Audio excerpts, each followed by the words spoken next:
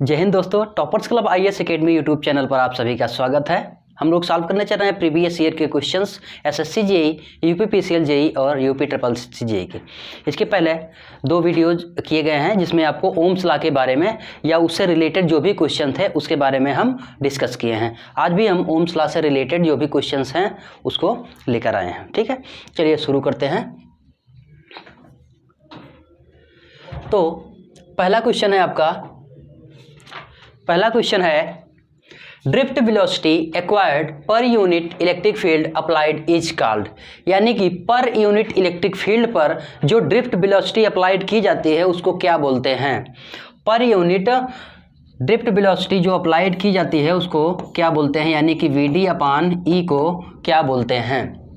तो ये होता है इलेक्ट्रॉन मोबिलिटी। ये क्या होता है? इलेक्ट्रॉन मोबिलिटी, यानी कि इलेक्ट्रॉन के मूव होने की जो दर होती है वो यही होती है। ठीक है, ड्रिफ्ट वेलोसिटी और इलेक्ट्रिक फील्ड का रेशियो, ये क्या होता है? Electron mobility. ठीक है, ये क्या है? ये है ड्रिफ्ट वेलोसिटी और ये है हमारा इलेक्ट्रिक फील्ड। ठीक है, तो जो ड्रिफ्ट वेलोसिटी है और इलेक्ट्रिक फील्ड है, इसका जो रेशियो है, इसका जो अनुपात है वो जो है इलेक्ट्रॉन मोबिलिटी कहलाता है। ठीक है, यह बात आई है ड्रिफ्ट वेलोसिटी की कि ड्रिफ्ट वेलोसिटी है क्या। ठीक है, तो ड्रिफ्ट वेलोसिटी वह इलेक्ट्रॉन के एक जगह से दूसरे स्थान पर जाने की वह स्थिति है जबकि वहाँ पर मैग्नेटिक फील्ड मौजूद हो। ठीक है, it is average velocity with which electron drift in presence of electric field. यानी कि कोई इलेक्ट्रिक फील्ड वहाँ पर उपलब्ध हो, यानी कि अवेलेबल हो, तब जब हमारा इलेक्ट्रॉन एक स्थान से दूसरे स्थान पर जाता है तो उसके कारण जो धारा बहती है उसको बोलते हैं ड्रिफ्ट वेलोसिटी। ठीक है, उसको क्या बोलते हैं? ड्रिफ्ट वेलोसिटी बोलते हैं। इसमें बात करें अगर करंट डेंसिटी की, कि करंट डेंसिटी क्या है, तो करंट डेंसिटी जो होता है वो होता है J=I/A, यानी कि पर यूनिट एरिया से किसी कंडक्टर से बहने वाली जो धारा होती है वही क्या होती है? करंट डेंसिटी होती है। यानी कि पर यूनिट एरिया से कितनी करंट फ्लो हो रही है वही क्या होता है? करंट डेंसिटी होता है। ठीक है, तो इस प्रकार इस क्वेश्चन का आंसर हो जाएगा इलेक्ट्रॉन मोबिलिटी। क्या हो जाएगा? Electron mobility. चलिए नेक्स्ट क्वेश्चन है हमारे पास, stationary charge in a magnetic field experiences. कोई स्टेशनरी चार्ज है और वो मैग्नेटिक फील्ड में रखा गया है तो ये क्या अनुभव करेगा, क्या एक्सपीरियंस करेगा? फोर्स अनुभव करेगा या फिर circular motion under a force, यानी कि एक वृत्तीय गति महसूस करेगा एक फोर्स के अंडर में। नो फोर्स, कोई किसी बल का अनुभव नहीं करेगा, या फिर टार्क का या फिर बल आघूर्ण का अनुभव करेगा। तो अगर कोई स्टेशनरी चार्ज है जिस पर जो किसी मैग्नेटिक फील्ड में रखा गया तो ये कोई भी फोर्स एक्सपीरियंस नहीं करेगा,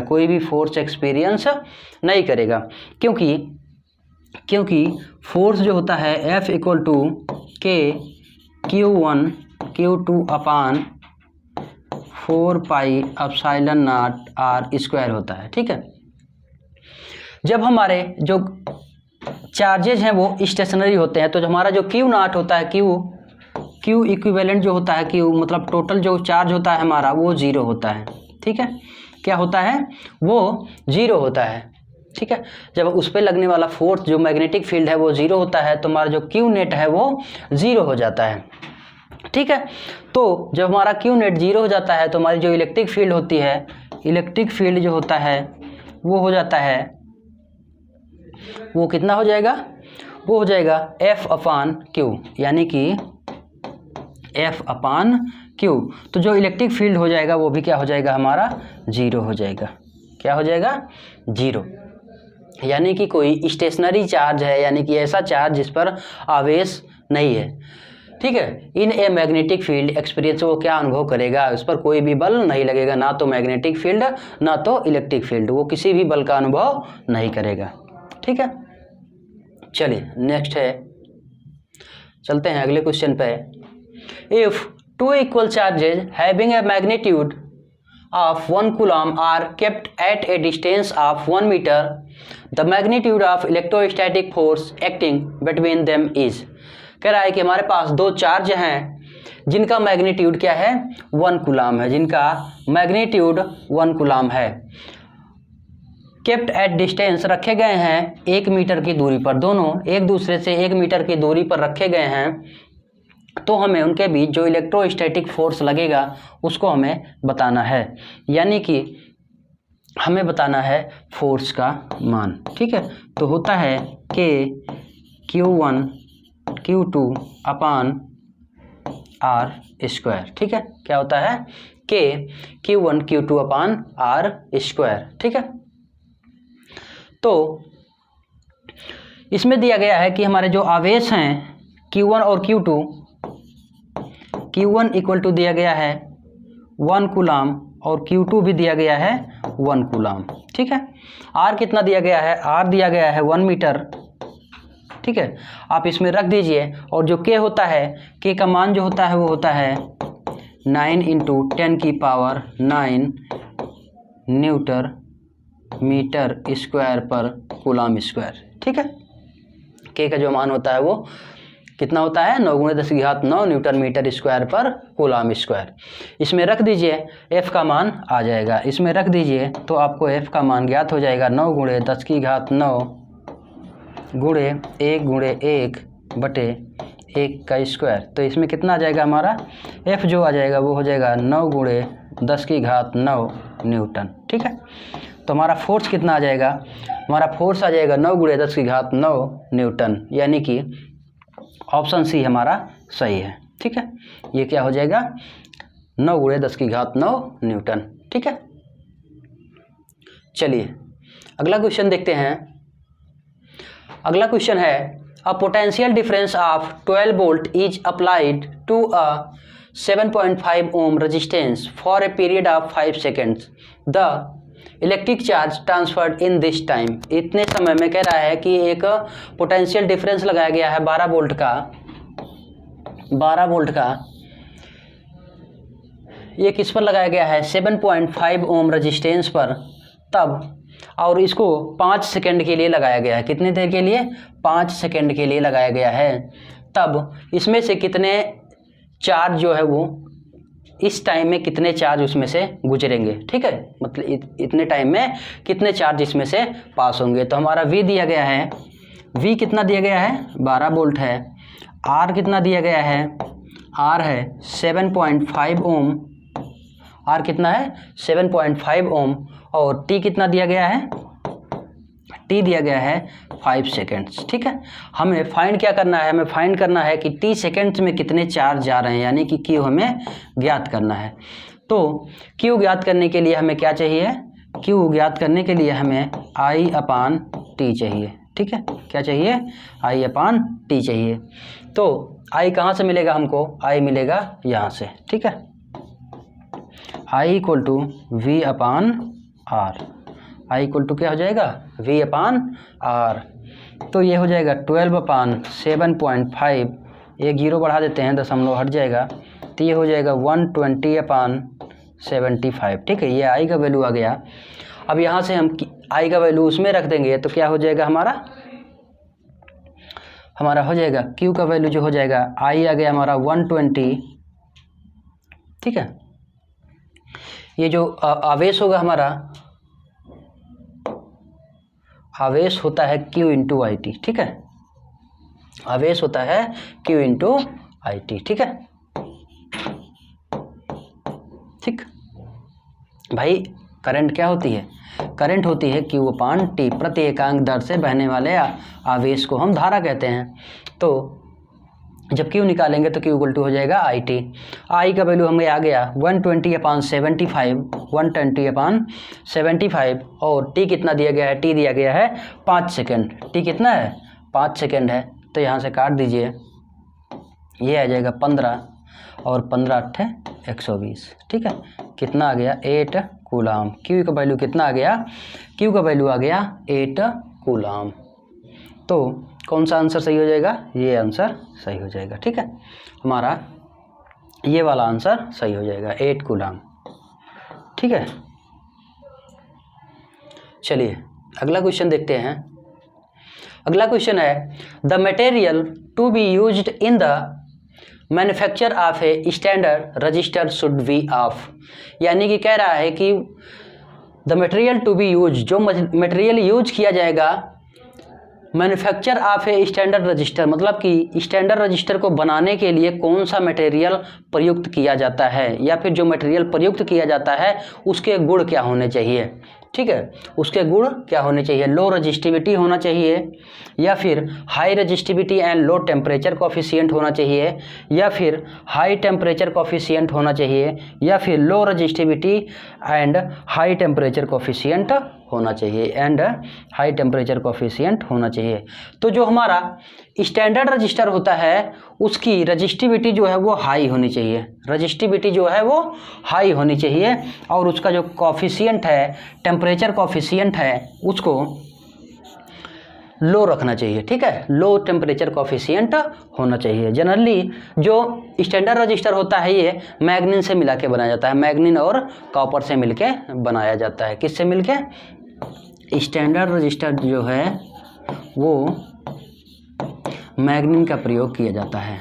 किसका? मैग्नीन का प्रयोग किया जाता है। ठीक, चलिए नेक्स्ट क्वेश्चन है हमारा।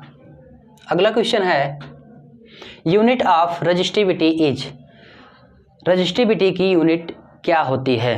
ठीक है, प्रतिरोधकता का मात्रक क्या होता है। देखिए प्रतिरोधकता क्या होता है, हम लोग जानते हैं कि प्रतिरोध का फार्मूला क्या होता है, रो एल अपान ए, और प्रतिरोध का मात्रक क्या होता है, प्रतिरोध का मात्रक होता है ओम। ठीक है, तो यहाँ से हम रजिस्टिविटी निकालेंगे तो ये हो जाएगा R A upon L, resistivity निकालेंगे तो क्या हो जाएगा आर ए अपान एल। एक आर का मात्रक क्या होता है ओम, आर का मात्रक क्या होता है ओम। ठीक है, और ए का मात्रक क्या है, एरिया का मात्रक क्या होता है मीटर स्क्वायर, और एल का मात्रक क्या है मीटर, तो 1 मीटर से 1 मीटर कैंसिल, तो आ जाएगा क्या ओम मीटर। ठीक है, तो रजिस्टिविटी का जो मात्रक हो गया, जो यूनिट हो गया, वो क्या हो जाएगा ओम मीटर। ठीक है, क्या हो जाएगा ओम मीटर। ठीक है, आप ऐसे किसी भी यूनिट क्वांटिटी का आप जो है यूनिट निकाल सकते हैं। ठीक है, चलिए नेक्स्ट क्वेश्चन है हमारे पास। अगला क्वेश्चन है the force between 2 point charges of 1 coulomb is separated by a distance of 3 metre in free space is. कह रहा है कि force between 2 point, 2 point charge हैं हमारे पास 1 कूलम के, कितने 1 कूलम के 2 पॉइंट चार्ज हैं जो कि एक दूसरे से 3 मीटर की दूरी पर रखे गए हैं, एक दूसरे से 3 मीटर की दूरी पर रखे गए हैं, और वो भी फ्री स्पेस में हैं।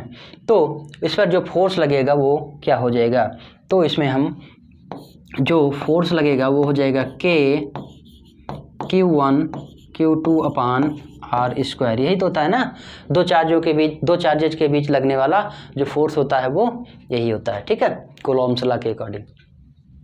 ठीक है, चलिए तो हमारा Q कितना दिया गया है, Q1 और Q2 दिया गया है 1 कूलम, R दिया गया है हमें 3 मीटर, K का वैल्यू हमें ज्ञात है कि 9 × 10⁹ न्यूटन मीटर स्क्वायर पर कूलम स्क्वायर होता है। ठीक है, कितना होता है न्यूटन मीटर स्क्वायर पर कूलम स्क्वायर।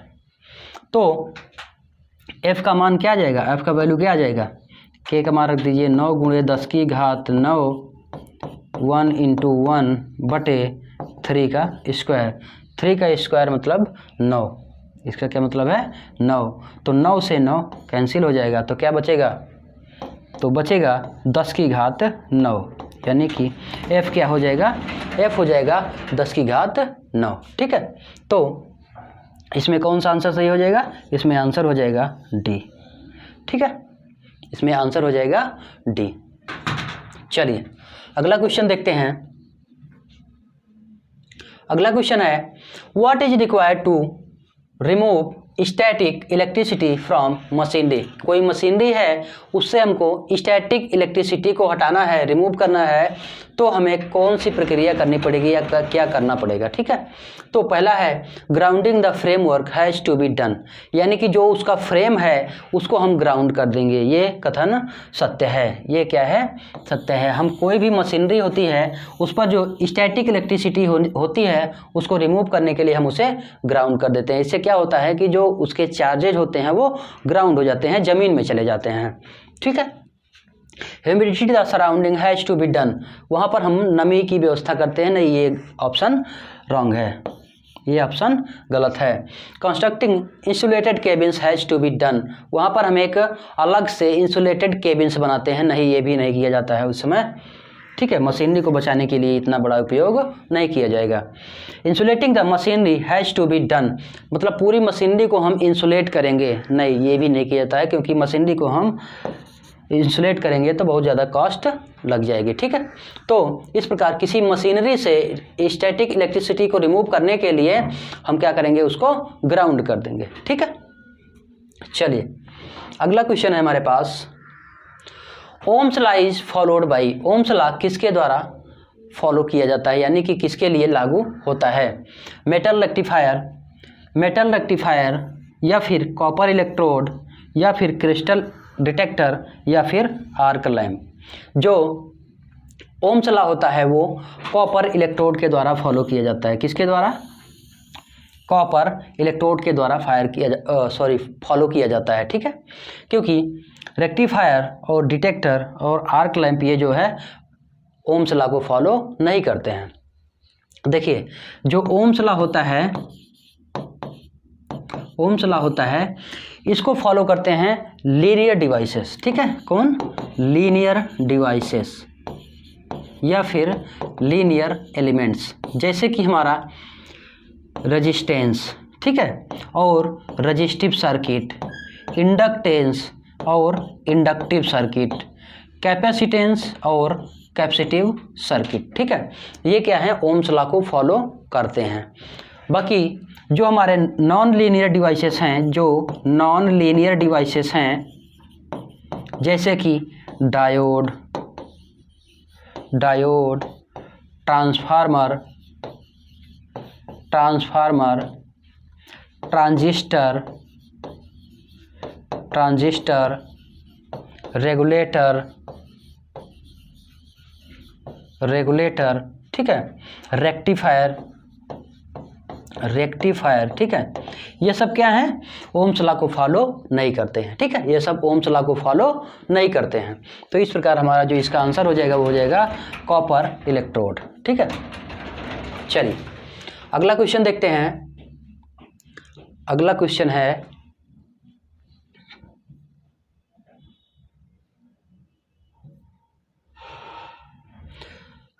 है हमारे पास,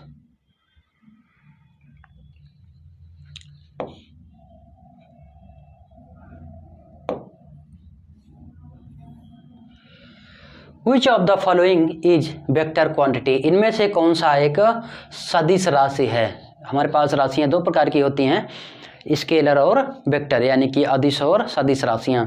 तो इनमें से कौन जो है वो सदिश राशि है, लीनियर मोमेंटम या फिर एंगुलर मोमेंटम या फिर मैग्नेटिक फील्ड या फिर इलेक्ट्रिक फील्ड।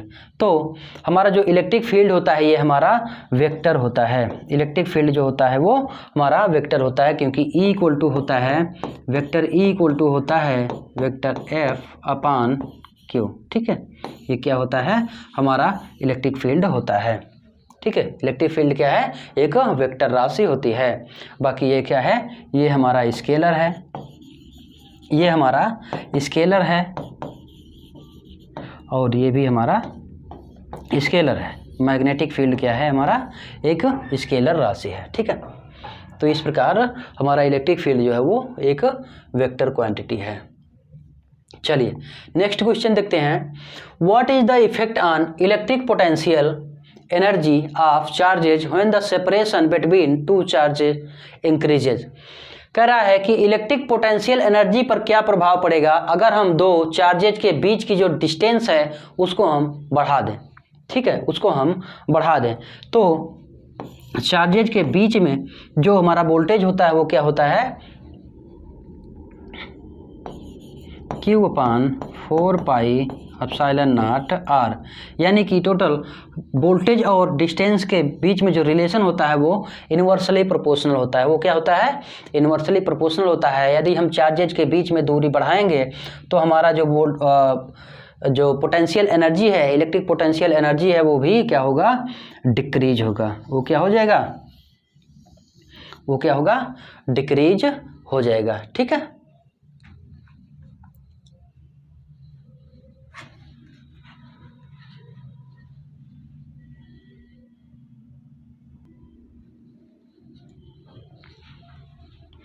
तो जो हमारी इलेक्ट्रिक पोटेंशियल एनर्जी है वो क्या हो जाएगी, डिक्रीज हो जाएगी, क्योंकि जब दो आवेशों को दूर किया जाएगा तो उनका जो पोटेंशियल है, यानी कि उनमें जो पोटेंशियल ऊर्जा होती है वो बढ़ जाती है। ठीक है, पोटेंशियल एनर्जी जो होती है वो चार्जेस को दूर करने पर बढ़ जाती है। पोटेंशियल एनर्जी क्या होती है कि उनकी खुद की जो स्थितिज ऊर्जा होती है उसके कारण जो इलेक्ट्रिसिटी होती है वो बढ़ जाती है।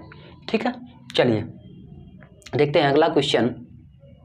अगला क्वेश्चन है an electric field can be classified, electric current can be classified. एक इलेक्ट्रिक करंट को कैसे क्लासिफाई किया जाता है या फिर कितने प्रकार की करंट होती है। ठीक है, कंडक्शन करंट, डिस्प्लेसमेंट करंट, या फिर कन्वेक्शन करंट, या फिर ऑल ऑफ दीज। तो जो हमारी इलेक्ट्रिक करंट होती हैं वो तीनों प्रकार की होती हैं। तो इस प्रकार हमारा जो ऑप्शन सही हो जाएगा वो हो जाएगा ऑल ऑफ दीज। क्या हो जाएगा, ऑल ऑफ दीज। ठीक है, तो जो कंडक्शन करंट होता है, जो कंडक्शन करंट होती है, ये किसी चालक में एक स्थान से दूसरे स्थान पर जब इलेक्ट्रॉन मूव करते हैं तो उसके कारण जो इलेक्ट्रिसिटी होती है वो होता है कंडक्शन। ठीक है, किसी कंडक्टर में एक स्थान से एक one place to another place जब इलेक्ट्रॉन मूव करते हैं, कंडक्टर का मतलब है कि कोई मीडियम है। ठीक है, कोई मीडियम है या फिर कंडक्टर है। ठीक है, कंडक्टर भी एक मीडियम ही है, ठोस मीडियम।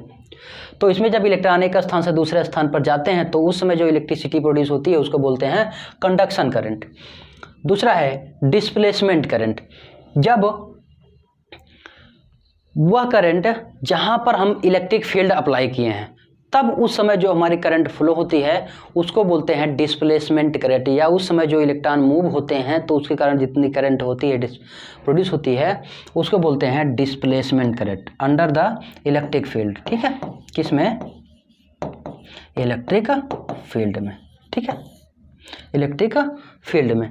और तीसरा है हमारे पास कन्वेक्शन करंट, यानी कि संवहन धारा। ठीक है, जब धारा प्रवाह किसी विद्युत रोधी पदार्थ जैसे द्रव में, ठीक है, जैसे किसी लिक्विड में या गैस में जब इलेक्ट्रिसिटी का प्रवाह होता है, फ्लो होता है, तो उसको बोलते हैं कन्वेक्शन करंट। ठीक, उसको क्या बोलते हैं, कन्वेक्शन करंट। ये किसी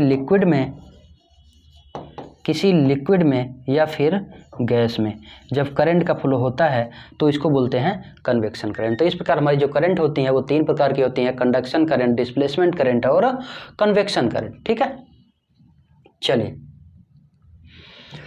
अगला है हमारे पास the device which does not have frequency dependent properties on its own age. कह रहा है कि इसमें से कौन सी डिवाइस है जो फ्रीक्वेंसी पर डिपेंडेंट नहीं होती है। इनमें से कौन सी डिवाइस है जो फ्रीक्वेंसी पर डिपेंडेंट नहीं होती है, यानी कि उस पर फ्रीक्वेंसी का कोई भी प्रभाव नहीं पड़ता है। तो इसमें देख लेते हैं कि R इक्वल टू क्या होता है। सबसे पहले दिया गया है इंडक्टर। इंडक्टर क्या होता है, इंडक्टर जो है वो सिंपली L से रिप्रेजेंट किया जाता है।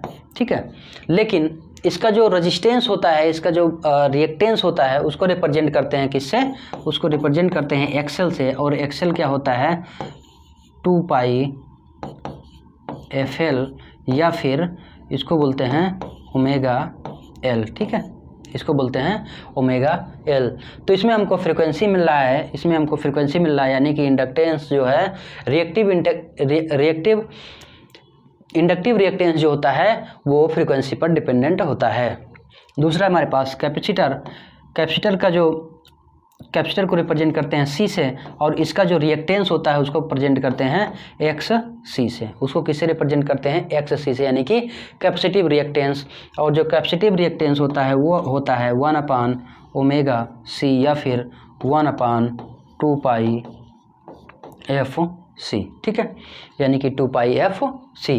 तो जो हमारा कैपेसिटिव रिएक्टेंस है वो भी फ्रीक्वेंसी पर डिपेंडेंट होता है, ठीक है। उसके बाद है हमारा रजिस्टर जो होता है वो क्या होता है? R = V/I, R होता है V/I। तो इस प्रकार जो हमारा रेजिस्टेंस है वो फ्रीक्वेंसी पर डिपेंडेंट नहीं है, यानी कि फ्रीक्वेंसी को घटाने बढ़ाने से रेजिस्टेंस पर कोई प्रभाव नहीं पड़ता है, ठीक है। तो हमारा जो सही आंसर हो जाएगा वो हो जाएगा रेजिस्टेंस, ठीक है। क्या हो जाएगा? वो हो जाएगा हमारा रेजिस्टेंस, ठीक है।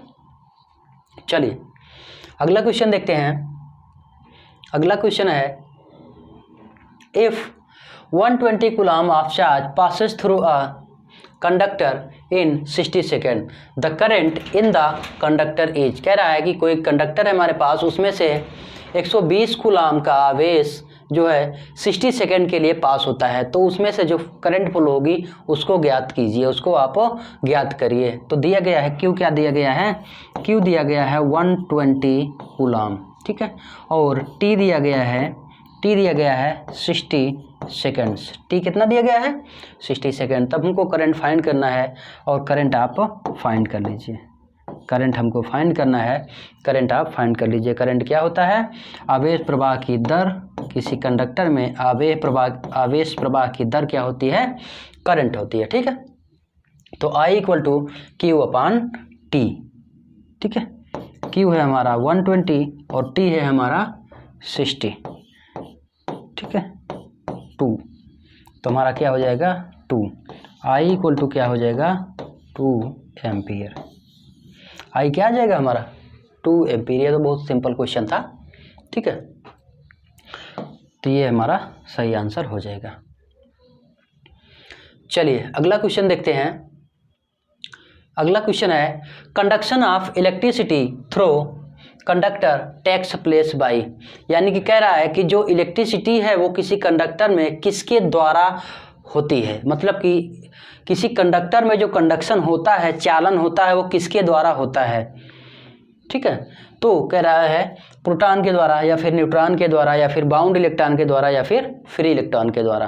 तो हमारा जो एटम होता है या फिर जो हमारा कंडक्टर होता है वो मेटल का होता है, ठीक है। किसी एटम में जो हमारे इलेक्ट्रॉन होते हैं वो बाहरी कक्षाओं में चक्कर लगाते हैं, ठीक है, फ्री होते हैं। और जो प्रोटॉन और न्यूट्रॉन होते हैं वो तो नाभिक में रहते हैं। तो प्रोटॉन और न्यूट्रॉन तो नाभिक में रहते हैं, वो फ्री नहीं रहते हैं, ठीक है। अब जो बाहर फ्री इलेक्ट्रॉन है उन्हीं के कारण कंडक्शन होता है, ठीक है। जो बाहर फ्री इलेक्ट्रॉन्स हैं उन्हीं के कारण कंडक्शन होता है, ठीक। तो हमारा ऑप्शन डी सही हो जाएगा, क्योंकि बाउंड इलेक्ट्रॉन भी कंडक्शन के लिए जिम्मेदार नहीं होते हैं। बाउंड के लिए भी इसके लिए जिम्मेदार नहीं होते हैं। जो फ्री इलेक्ट्रॉन्स होते हैं वही कंडक्शन के लिए जिम्मेदार होते हैं, ठीक है। तो ये रहा हमारा ओम्स नियम से रिलेटेड अभी तक जितने भी क्वेश्चन हो गए हैं, ठीक है। इसके 3 वीडियोज हो गए हैं। तो इसके बाद हम अगला टॉपिक पढ़ेंगे विद्युत धारा से, ठीक है। अगर इसमें आपको कोई दिक्कत है, कोई क्वेश्चन नहीं समझ में आया है, तो आप उसे हमें कमेंट कर दीजिए, हम उसको आपको अगले वीडियो में क्लेरिफाई कर देंगे, उसको क्लियर कर देंगे, ठीक है। चलिए मिलते हैं अगले वीडियो में, तब तक के लिए जय हिंद।